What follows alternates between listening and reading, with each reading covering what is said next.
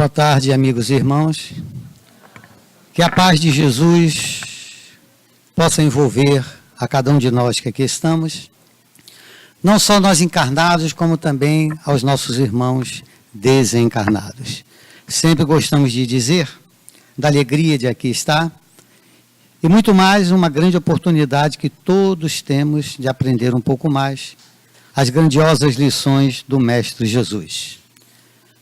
Nesta tarde não será diferente, que possamos estar receptivos às boas intuições que emanarão do Mestre, porque ele próprio disse que quando duas ou mais pessoas se reunissem em seu nome, ele estaria entre elas. Que seja uma tarde e noite agradável, que possamos sair daqui amparados pelo Mestre, melhores do que aqui chegamos. E com certeza isto acontecerá. O tema da noite, tarde e noite, como foi dito pelo Miranda, o saco, a mochila e o evangelho. Talvez esse título não tenha sido entendido, né, vamos assim dizer, mas ele faz parte de uma série de palestras que a Escola Central do Quilo faz na campanha para os legionários, né? Inclusive aqui na casa, mês passado ou 2 meses atrás, se eu não estou enganado, numa quarta-feira já foi feita, não com este tema, né? E hoje abordando esse tema, o saco, a mochila e o evangelho. Eu gostaria desse início de mostrar este pequeníssimo livro, datado de 1995, da onde foi tirado o tema. Esse livro tem como título As Cordas do Citar. E a autoria dele é do nosso irmão, inclusive fundador da nossa casa, chamado Rubens Uchoa, que desencarnou no mês passado. Certamente estará no plano espiritual já se preparando ou já em atividade. Então, nosso irmão Rubens Uchoa. Então, ele escreve nesse livro, logo no seu preâmbulo, são algumas crônicas que ele traz da vivência do cotidiano da campanha do Quilo. É isso que ele traz. Não só alguns ensinamentos tirados dessas experiências, né, da rotina da campanha do Quilo, como também outras crônicas que ajudam bastante nesta mudança comportamental que tanto ansiamos.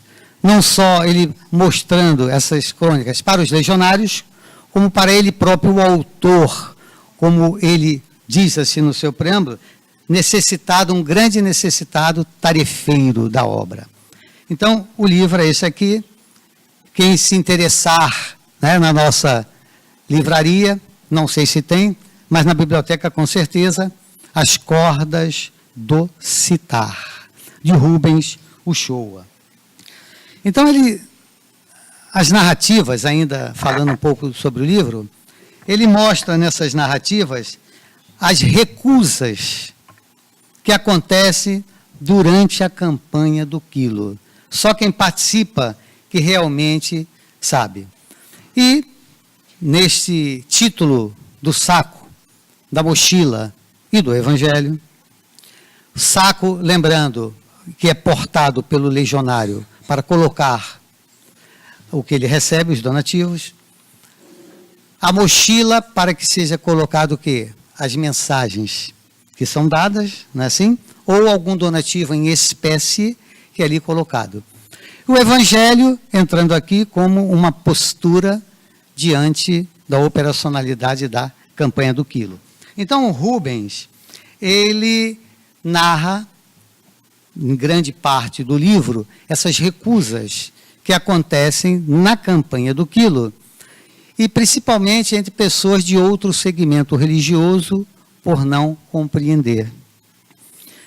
E cita duas situações nessa, uma delas que ele chega num prédio, e alguém está saindo apressadamente, vestido, com terno, com um livro embaixo do braço, que ele percebe que é a Bíblia, né? E quando ele pede um donativo, esse irmão passa muito rapidamente, sem fitar-lhe, ele diz muito isso, né? Ele diz, tem ou não? E sai. Evidentemente que a gente fica impactado, né, com uma ação dessa de uma outra pessoa. Mas o legionário tem que estar preparado para tudo isso. Não só o legionário, como todos nós na nossa vida em comum. E ele, muito pensativo, vai caminhando, sempre a campanha do quilo é em dupla, no mínimo, para que a pessoa não vá sozinha. E quando ele passa por uma igreja reformista, e o companheiro fala assim, aí não, aí é uma igreja. E ele fica olhando para aquela igreja, imagina ele lá entrando, e sendo muito bem recebido pelo palestrante, para aquela pessoa que está à frente, né, com um sorriso nos lábios. E quando ele diz o motivo de ali estar, pegando donativo para as crianças carentes, e as pessoas sorrindo, alegres, felizes, dando donativos, e ao final agradecendo, que possa seguir em nome de Jesus. E quando ele está nesse pensamento, o colega do lado fala assim, Rubens, parece que ele estava dormindo. E ali ele continua. Então, essas duas situações, nós gostaríamos de trazer sobre esse aspecto, nessas recusas. E o nosso irmão também, no texto, ele se questionava se esse trabalho tinha alguma relação com o Evangelho. Ele se questiona. E certamente que sim, né? Porque é um peditório para manutenção de quê? De creches, de asilos, de pessoas que estão necessitadas. Ora, dentro desta situação e desse aspecto, esquecendo um pouco esse início e o artigo do nosso irmão, vamos para nós que aqui estamos. E uma pergunta veio-me à mente.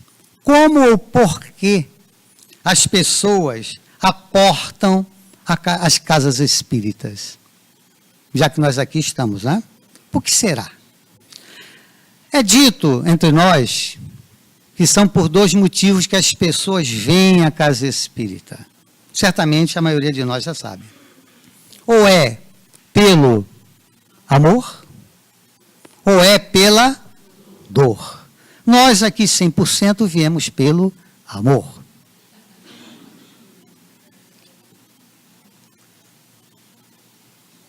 Será que eu falei alguma coisa inadequada?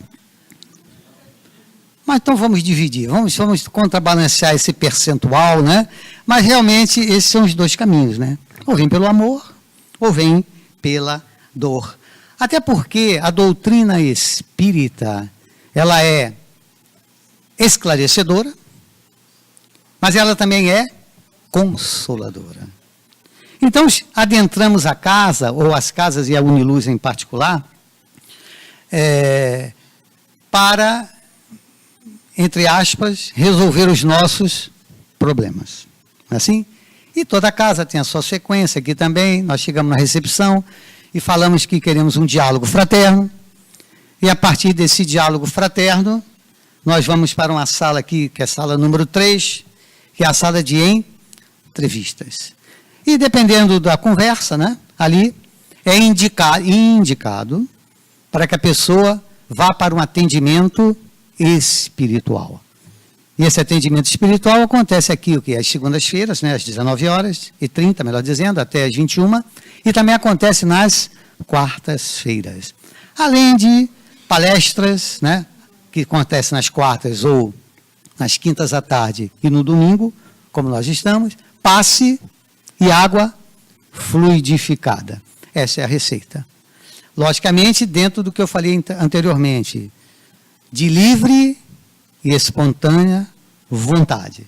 Ora, porque além da doutrina esclarecer e consolar, as casas espíritas acolhem, amparam e orientam, encaminhando isso tudo que eu acabei exatamente de dizer. É o que nós comentamos aqui. Embora as pessoas venham com as suas ansiedades, as suas esperanças, né?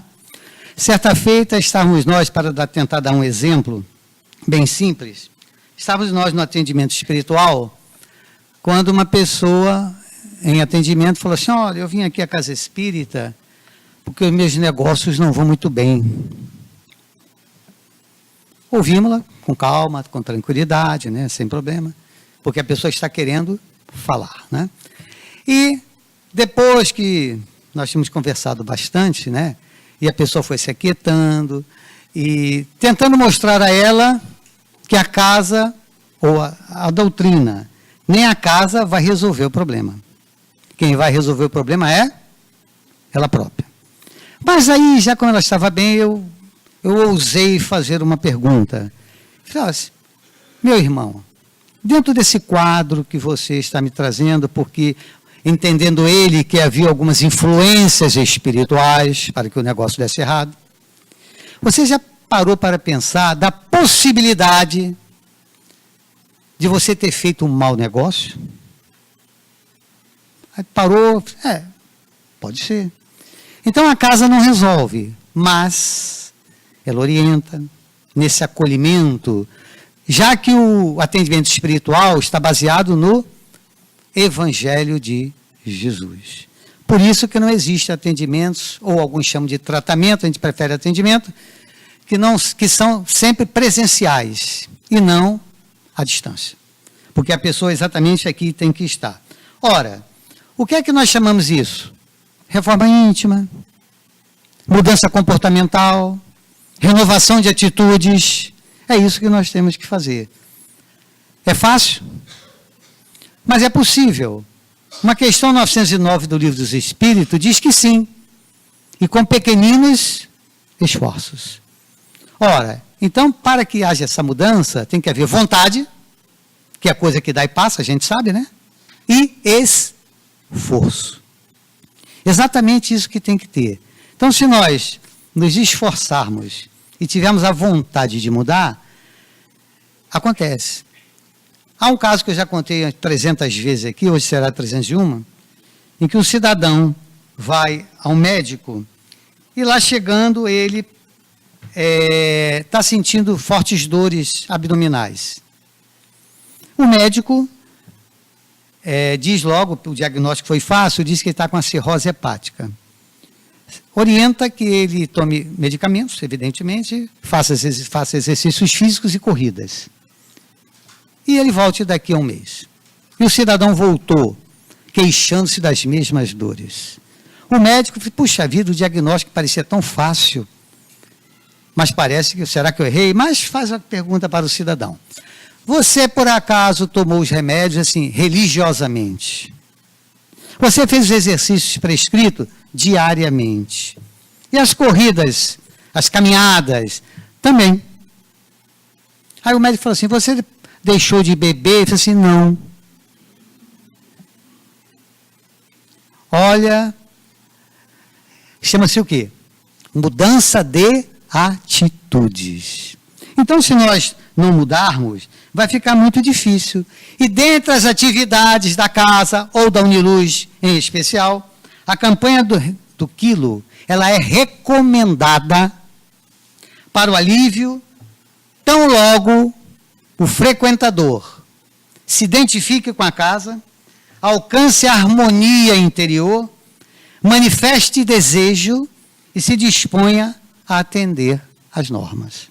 Não é chegar aqui e amanhã vai estar na campanha do quilo, porque para qualquer atividade, espírita ou não, tem que haver um certo equilíbrio. E a partir daí é que nós vamos fazer.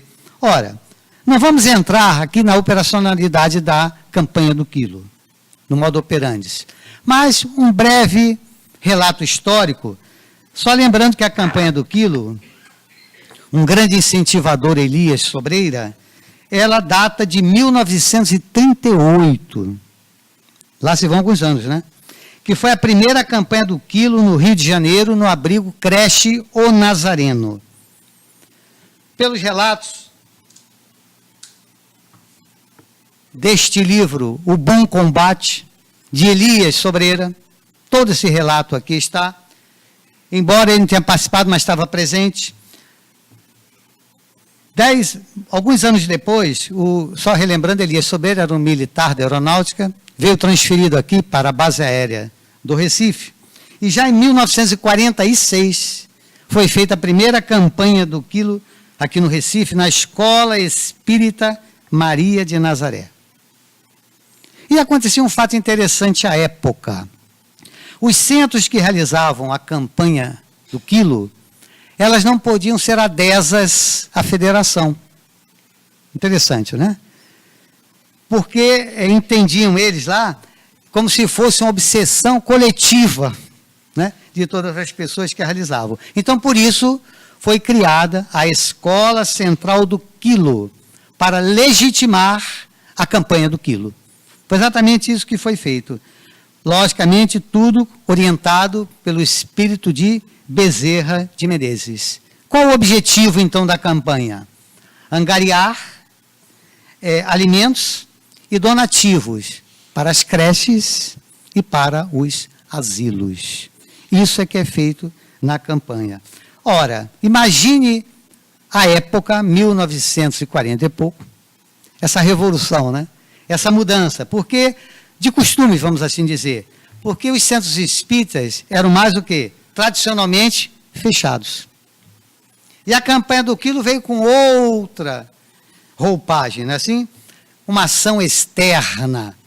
E isso, quer queiramos ou não, por conta de ser muito interna, havia algumas, diríamos assim, julgamentos, né, errados das pessoas. Hoje em dia a gente ainda vê, quando a gente fala em doutrina ou algo, certa feita eu fui interrogado por uma pessoa, não sei porquê, mas ela falou assim, qual a sua religião? Aí eu falei, espírita. Ela assim, ixi. Eu também não esperava, né? Aí eu falei, como é que eu vou sair dessa, né? Eu disse assim, o que é que você conhece do espiritismo? Não conheço nada e nem quero conhecer. Então não fale daquilo que você não sabe. Então hoje a gente ouve mesa branca, um monte de coisas, né? Ainda há um desconhecimento, e nós já estamos no século XXI, 2019. Então a campanha do quilo, ela atende a duas missões na casa espírita. Primeiro a gente diz oficina, que é o trabalho assistencial, que ele é feito.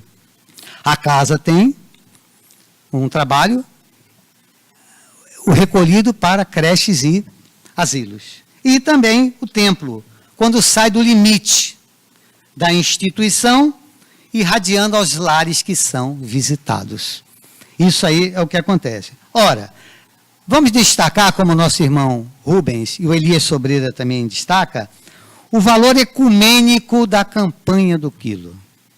Porque não é necessário ser espírita para quem trabalha na campanha, para quem doa ou para quem recebe. Isso não é necessário. Até porque as creches e os asilos, as crianças e os idosos precisam ser amparados independente de segmento religioso. Exatamente isso é assim. Ora, então a religião, como ele nos mostra, não deve ser motivo de tropeço na busca da perfeição. Daí o valor universal do saco e da mochila. Se nós formos no Evangelho no capítulo 15, item 1, Mateus nos traz a condição para que sejamos salvos. Está lá posto. Atendimento aos famintos, aos sedentos, aos sem teto, aos doentes e aos presos. Isto é, fazer o bem. Aquilo que Jesus nos traz. Bezerra de Menezes, isso eu já ouvi muito, diz que a campanha do quilo é um curso de humildade. Já ouviram? Eu ouço pessoas falando, eu não consigo pedir nada para ninguém.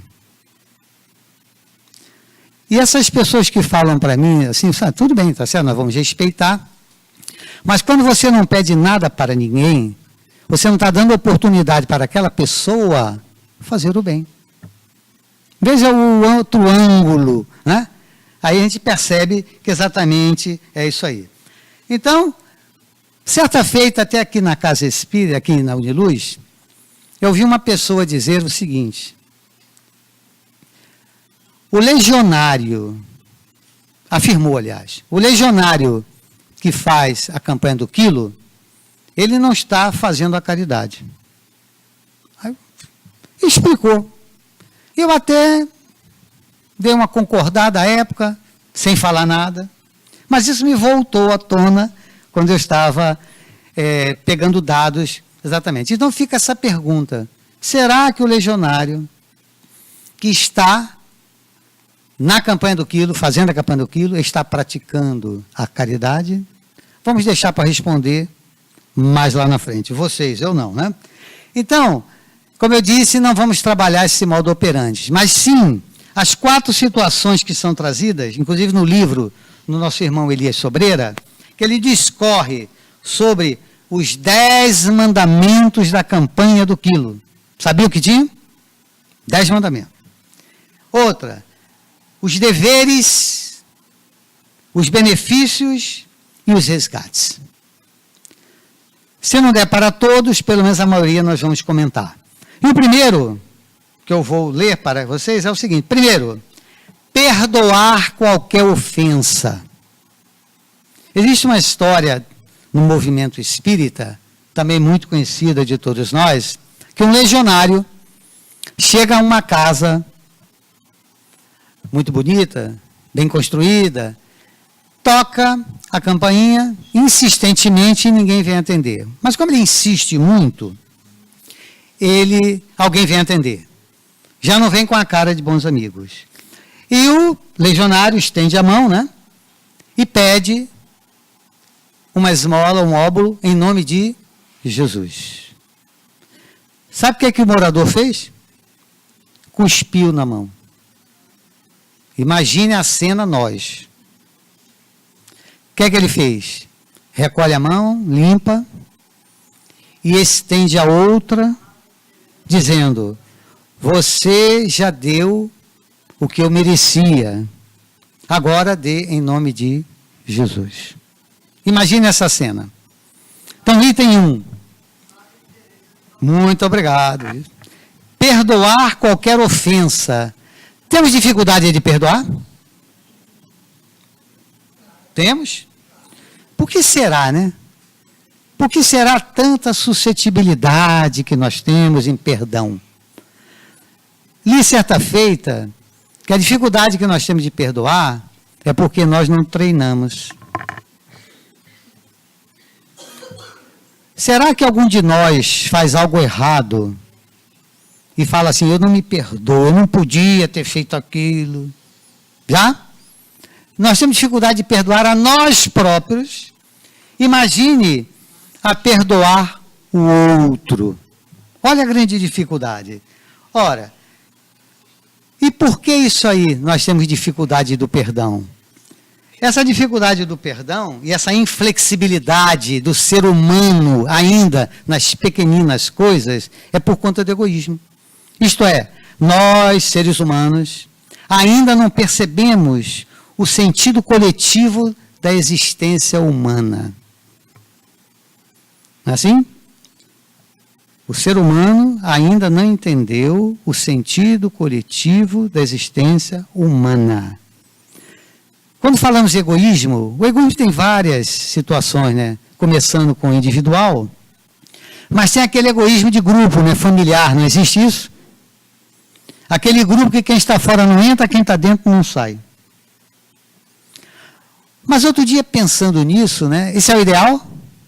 Não. Mas, para que a gente chegue a que o Jesus disse: meus irmãos serão conhecidos por muitos se amarem, eu tenho que seguir um caminho. A pessoa ainda não consegue com o outro, que não é consanguíneo, mas a consegue dentro da família. Isso aí, com o tempo, vai estender. Até quando a gente chega na casa espírita, e semana passada ou retrasada, nós trabalhamos na segunda-feira a parentela corporal e a parentela espiritual. E aí nós descobrimos que os laços de família não são de consanguinidade, são de afinidade. São laços espirituais. Quando entendemos assim, fica muito fácil. Então, o perdão, ele é um grande desafio para nós. Até porque a gente se aborrece por tanta besteira, né? A gente de manhã acorda, desce às vezes correndo, dá bom dia para alguém e a pessoa não responde. Já é um aborrecimento. Entra numa fila, aquela coisa toda, e sabe que fila é um problema, tá? São as nossas provações. Certa feita eu contei aqui, estava eu numa fila num banco, aquela fila Miranda quilométrica, né? Estou eu lá e vou com aquela paciência, né? Não tanta, e cheguei na pole position. Quando você chega na pole position, você fica animado, né? Quando eu ia dar o passo, esperando já me chamar, chega alguém do meu lado. Falou, Marco, rapaz, eu estou apressado, dá para você, me deu... Dá para você pagar isso lá no caixa? Olha só.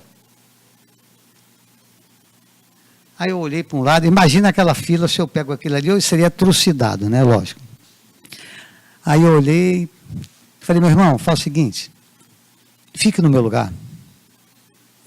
E fui para o final da fila de novo. O Marcos já era espírita, né? Não é assim? Então, você toma atitudes às vezes, essa foi uma delas que, graças a Deus, eu segui o bom caminho, né? Nem sempre a gente segue. Então, veja, esse aspecto do perdão no trânsito. Será que a gente consegue perdoar com facilidade? Com certeza, né? Mas vamos à segunda regra. O segundo mandamento, que senão não vai dar tempo. Tolerar, cheio de boa vontade, qualquer fraqueza do próximo. Isto é, mais um mandamento. Isto é, o que é isso? Aceitar as reações alheias, sem nos aborrecer e sem condenar o outro. Facinho, né? Terceiro, pulando logo. Não procurar enxergar o defeito do outro. Ah, isso é fácil. No mesmo livro, Rubens Uchoa escreve O Garimpeiro e o Urubu. Se vocês puderem ler, né? Em um minuto eu falo. O Garimpeiro e o Urubu foi uma palestra que ele estava assistindo numa escola, parece que era o Colégio São Luís, à época, foi professor lá há alguns anos, e o palestrante estava mostrando o olhar do ser humano comparado a essas duas situações, o urubu e o garimpeiro. O urubu, todo mundo sabe que é uma ave necrófaga, né? Você vai botar um filé mignon ou molho madeira para ele ali, ele vai esperar o quê?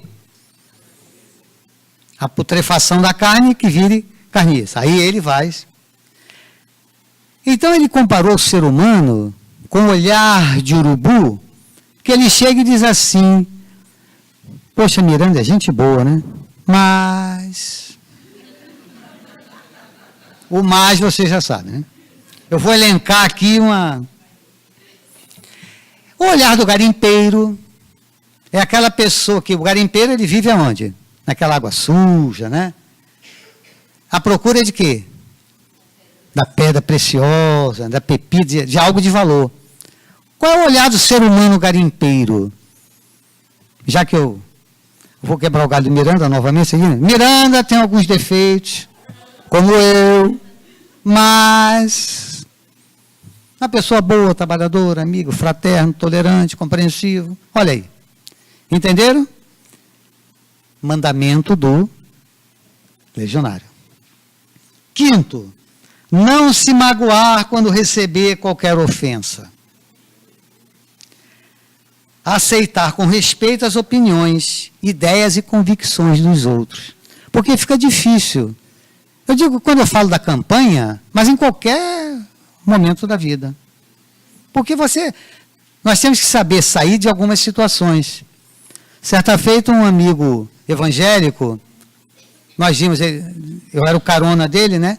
Ele me fez uma pergunta interessante, né? Não sei por que ele fez a pergunta, mas fez naquela hora. Disse, Marcos, Deus e Jesus são a mesma pessoa? Aí eu falei, não. Não, mas para nós é. Bom, já viu que houve um... Eu disse, olha, eu não vou discutir com você, porque, primeiro, nós somos amigos e a conversa aqui não é para discussão. Mas eu vou dizer uma passagem, quando Jesus foi chamado de bom. O que é que ele disse? Bom é o Pai. Então, se ele diz que bom é o Pai, e o Pai é Deus, então... E calamos a boca e ninguém falou mais nada. Então é o seguinte, não se magoar e saber sair das situações. Imagine isso, eu estou falando de campanha no quilo, hein? Agora imagine isso o âmbito familiar. Melhor ainda para a gente saber sair das situações, né? Outra, não comentar o mal feito de quem quer que seja. Vulgarmente conhecido como maledicência. Concordo? Falar sempre no bem, no Evangelho e na moral do Cristo. O uso da palavra. Porque a palavra ela pode ser, e é com certeza, a maior virtude. Mas também ela pode ser o pior dos defeitos. Preciso explicar? Mas no livro Voltas que a Vida Dá, de Zíbia Gasparetto, no penúltimo capítulo, tem um conto, o livro é cheio de contos, tem um conto chamado Preço do Silêncio, para que a gente leia depois. E lá é contado uma história, Marcos Vinícius, que conta de um reencontro no plano espiritual dele com o irmão José.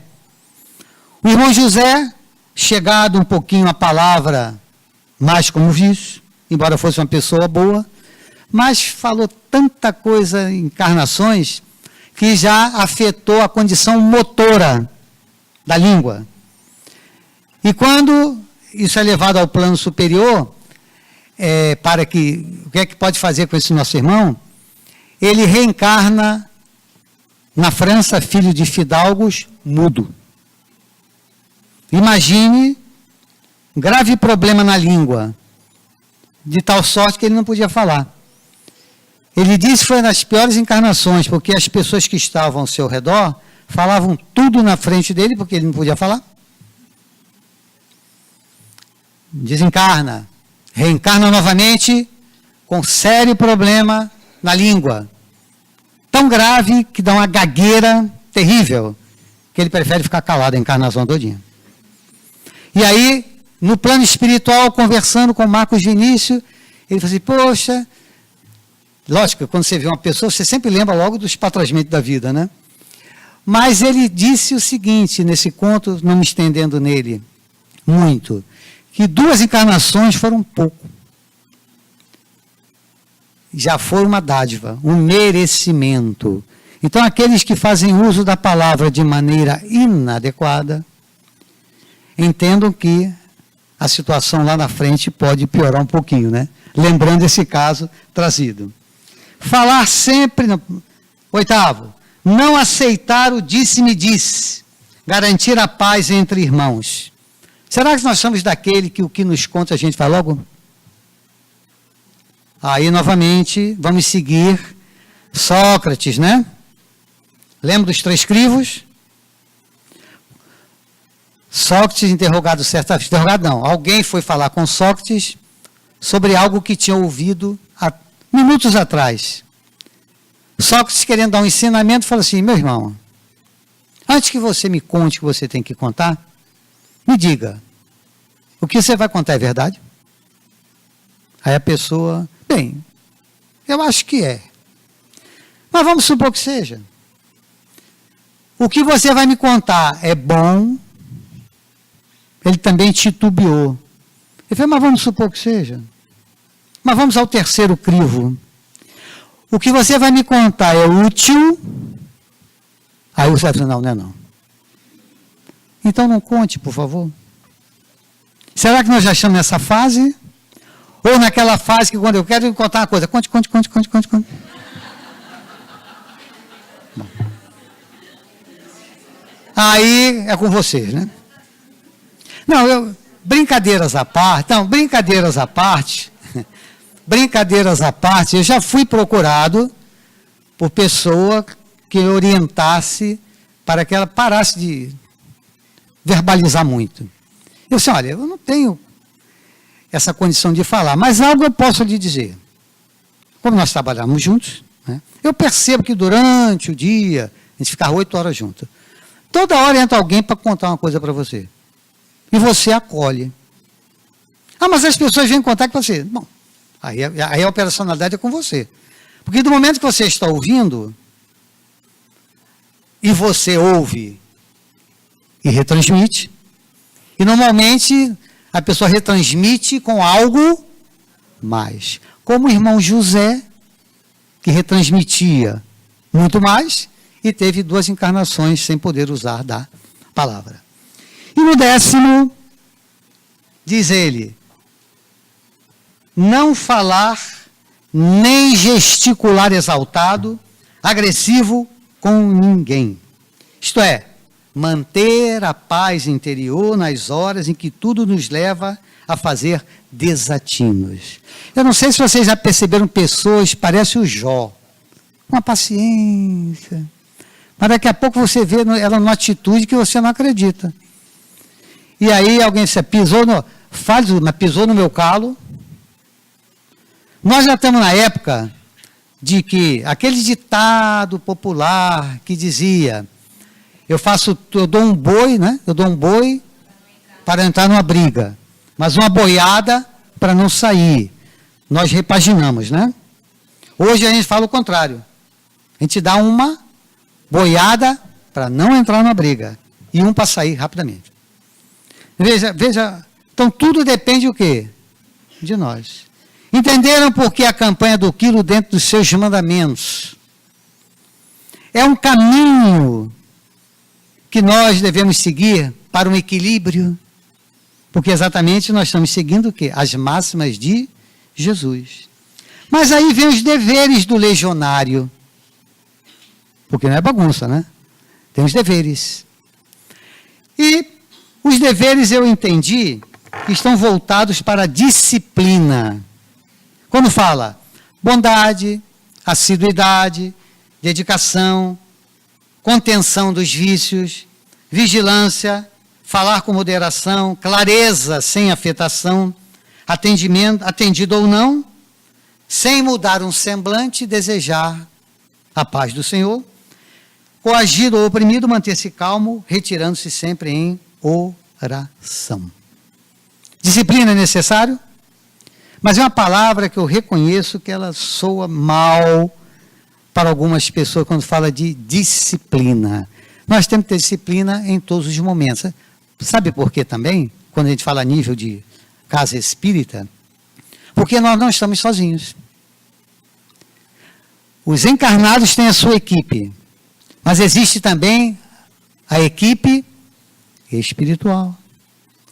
Mas não é só na casa espírita, não. Eu ouvi certa feita uma senhora saindo de uma cirurgia, depois que já podia conversar, disse o seguinte, ela tinha uma acuidade visual a nível espiritual, e disse que, durante a cirurgia, viu os médicos que estavam ali, encarnados, mas viu também uma equipe de médicos desencarnados. Com que finalidade? Auxiliando aos encarnados.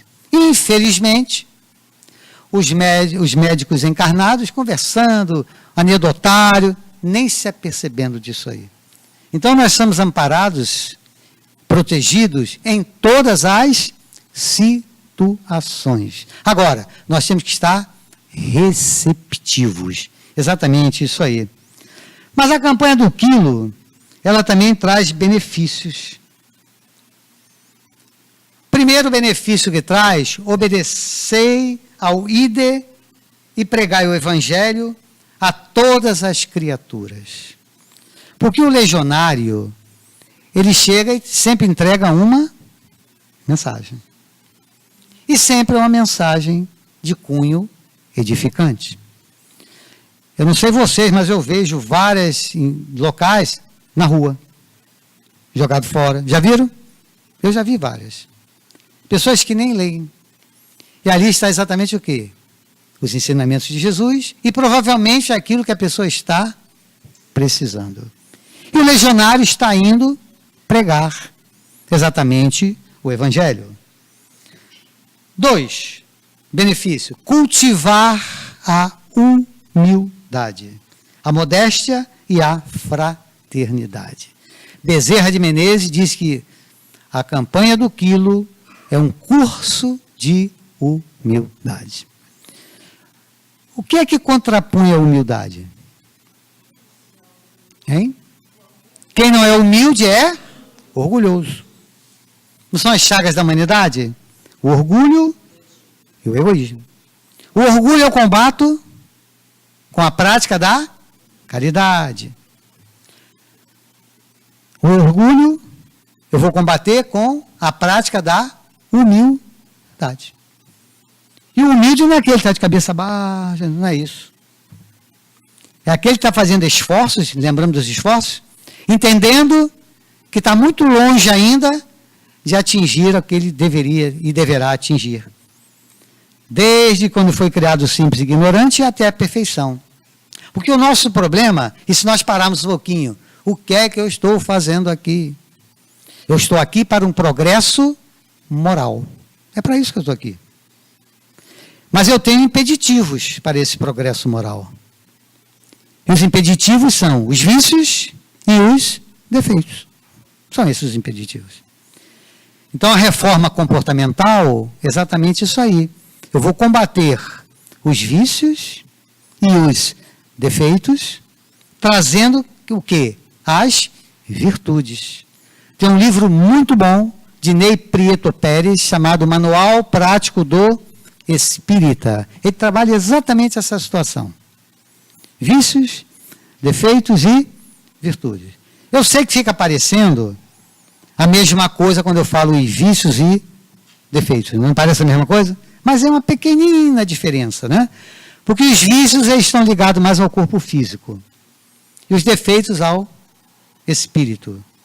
Aí quando eu venho para vícios, e segundo o livro do nosso irmão, são os mais fáceis de a gente erradicar. Álcool, fumo, me ajudem? Sexo, drogas, gula. Falei 5. São os mais fáceis. Aí eu pulo para os defeitos. Já falei 2. E falando esses 2, orgulho e egoísmo. Então veja, um dos benefícios, cultivar a humildade.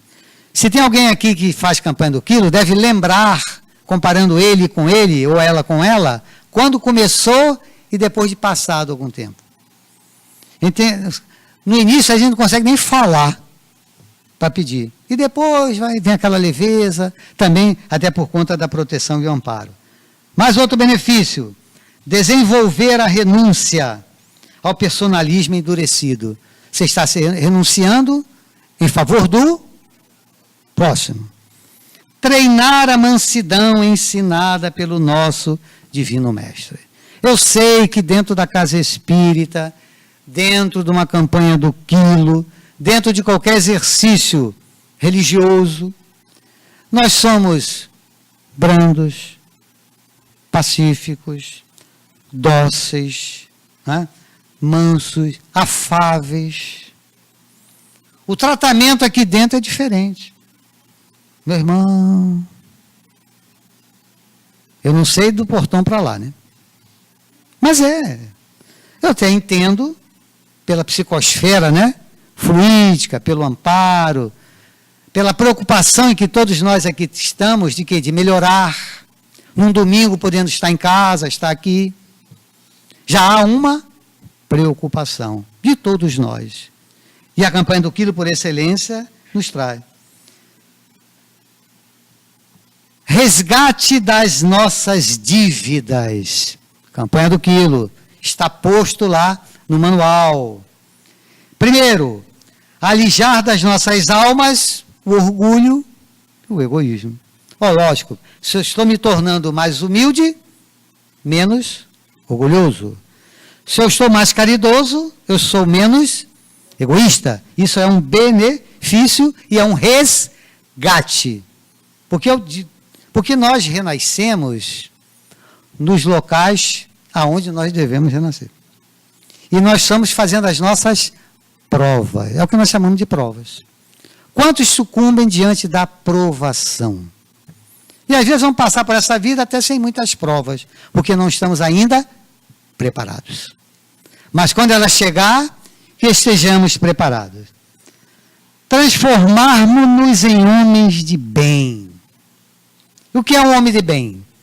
É aquele que pratica a lei de justiça, de amor e de caridade.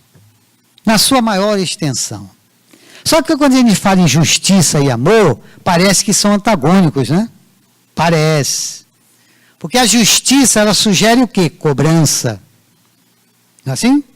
E o amor é o quê? Doação. Mas eles não são antagônicos, são complementares. Então, quando é que eu posso ser justo? Quando eu não faço aos outros aquilo que eu não gostaria que os outros fizessem a mim. Justiça. E quando é que eu vou praticar o amor? Fazendo aos outros o bem que eu gostaria que os outros me fizessem. Simples. Não é simples? No papel, né? Terceiro, reconciliação com o inimigo do passado e do presente. Campanha do Quilo. Está posto aqui nesse livro em que Elias Sobreira relata de reencontros, de resgates. Exatamente isso aí. Até porque nós sabemos que as nossas vidas, ou a vida, ela é feita de encontro e desencontro. O que seriam os encontros? Nós estamos aqui. São as experiências que nós estamos aqui para ter, em que a providência divina toma parte, dentro do nosso planejamento espiritual, para que nós possamos o quê? Superar os desentendimentos, reparar as ofensas, nos reconciliarmos com os nossos adversários, consolidar afeições, construir a fraternidade. Isso são os encontros. Sempre dá certo? Não. Aí vem os desencontros. O bom é que Deus, nosso Pai, Ele oportuniza transformar os desencontros em reencontros. Aí nós vamos reencarnar sempre. Mas é o que a gente gosta de dizer, ou relembrar, essa dificuldade que nós temos. Né? Eu li uma frase de Martin Luther King, um pacifista. Ele diz assim: aprendemos a voar como os pássaros e a nadar como os peixes, mas não aprendemos a conviver como irmãos. Martin Luther King. Olha a dificuldade que nós temos. Por isso que nós estamos aqui. Somente por isso. Mas temos que prestar um pouco de atenção que nós estamos numa transição planetária. E essa transição planetária, na brincadeira a gente diz, né, que nós temos que carimbar o passaporte. E urge exatamente essa mudança comportamental. Mais um resgate, que já foi dito, que é oportunizar aos outros, né, o resgate das faltas. Finalizando os resgates, também o nosso irmão Elias Sobreira nos traz, é a desobsessão, já que muitos processos obsessivos existem, a quem vem as casas espíritas, e a campanha do Quilo, ela ajuda nesse processo desobsessivo, não só individual, como também coletivo. Então, essa nossa fala também é para estimular e convidar a todos que participem da campanha do Quilo, na Uniluz. A campanha do Quilo na Uniluz, ela acontece nos 1º e 3º domingos de cada mês. ela é marcado a chegada aqui um pouco antes das 8, em torno de 15 para as 8, onde é feita uma preparação. Por volta de 9, essa parte externa, né, de 9 até 11, quando retornam a casa para a conclusão. Então, em Minas Gerais, termina no mais tardar 11h30. Maiores informações na nossa recepção, ou com os nossos irmãos Tibério, Ulisses, Tiago, que também aqui está, que participam da campanha do Quilo, que podem dar maiores informações. E lembrando Bezerra de Menezes, nesta união, né, e o nome da casa é União Espírita Caminho da Luz, diz-nos Bezerra que solidários seremos união, separados uns dos outros seremos pontos de vista, juntos alcançaremos a realização dos nossos propósitos. E se nós nos unirmos cada vez mais, nós vamos só ajudar primeiramente a nós próprios, como também aos nossos irmãos necessitados. Mas eu finalizo com a última parágrafo do preâmbulo do livro As Cordas do Citar, do nosso irmão Rubens Uchoa, quando ele traz uma fala de Madre Teresa de Calcutá, que lá diz ela: sei que meu trabalho é uma gota d'água no oceano, mas sem ele o oceano seria menor. Muita paz.